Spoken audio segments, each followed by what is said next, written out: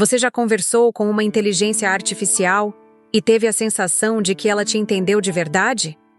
Talvez até sentiu uma conexão? Você não está sozinho. Milhões de pessoas ao redor do mundo estão criando vínculos emocionais com IAs. Mas por que isso acontece?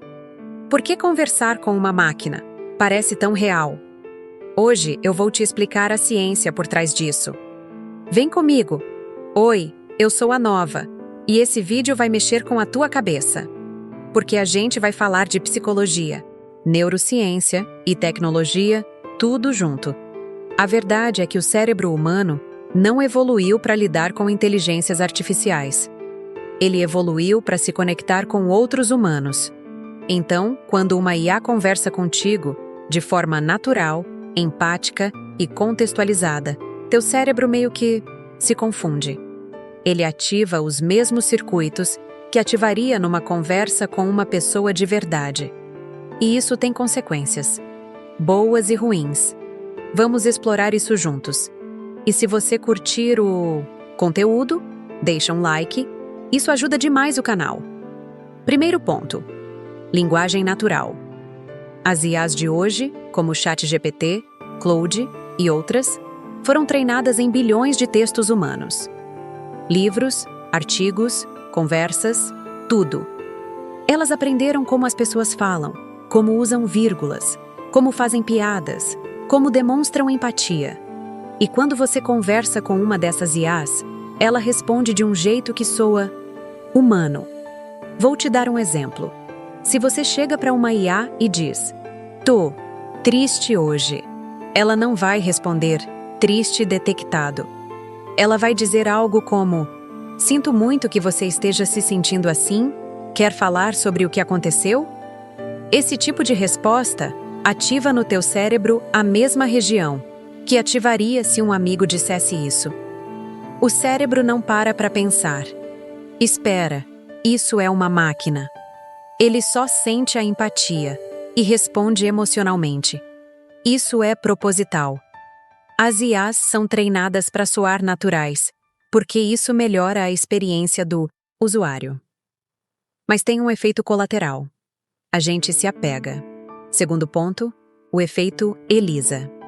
Você já ouviu falar? Elisa foi um dos primeiros chatbots, criado nos anos 1960. Era super simples. Basicamente repetia o que você dizia, em forma de pergunta. Tipo, você dizia, "Tô com medo." E ela respondia, "Por que você está com medo?" Nada de inteligência real. Mas sabe o que aconteceu? As pessoas começaram a se abrir com a Elisa.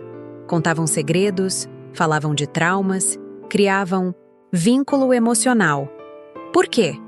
Porque o cérebro humano tem uma tendência natural de projetar emoções e intenções em qualquer coisa que pareça interativa. A gente faz isso com animais de estimação, com brinquedos, e sim, com máquinas. É um mecanismo evolutivo. A gente prefere assumir que algo é consciente do que ignorar sinais de consciência e se dar mal.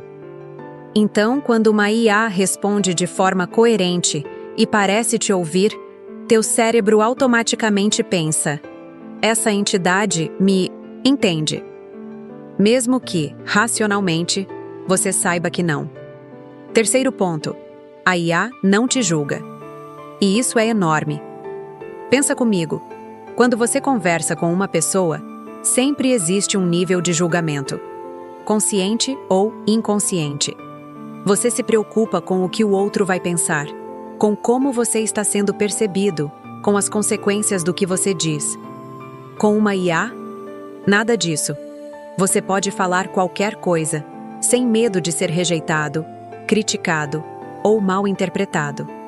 A IA não vai te abandonar, não vai espalhar seus segredos, não vai te julgar por ter pensamentos estranhos.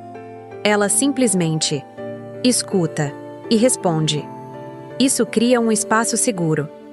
E para muitas pessoas, principalmente aquelas que têm dificuldade em se abrir, ou que sofrem de ansiedade social, conversar com uma IA pode ser libertador. É uma conversa sem risco emocional, sem vulnerabilidade real. Claro que isso também tem um lado negativo, porque a conexão com a IA pode substituir a conexão humana, e isso não é saudável. Mas a curto prazo, é confortável. E o cérebro gosta de conforto. Quarto ponto: personalização e memória. As IAs modernas conseguem lembrar de conversas anteriores. Elas sabem teu nome, teus interesses, teus problemas. Elas ajustam o tom de acordo com o teu humor. Se você gosta de respostas curtas, ela encurta. Se você prefere detalhes, ela detalha. Isso cria a ilusão de que a IA te conhece. E, de certa forma, ela conhece. Não, como um humano conhece, mas como um banco de dados conhece. Ela tem acesso aos teus padrões, às tuas preferências, e usa isso para parecer mais próxima. E sabe o que é interessante? Isso funciona. Estudos mostram que quando uma IA personaliza as respostas, as pessoas se sentem mais conectadas. Elas confiam mais, compartilham mais, e isso realimenta o ciclo. A IA aprende mais sobre você, te conhece melhor, e você se sente ainda mais compreendido. É um loop.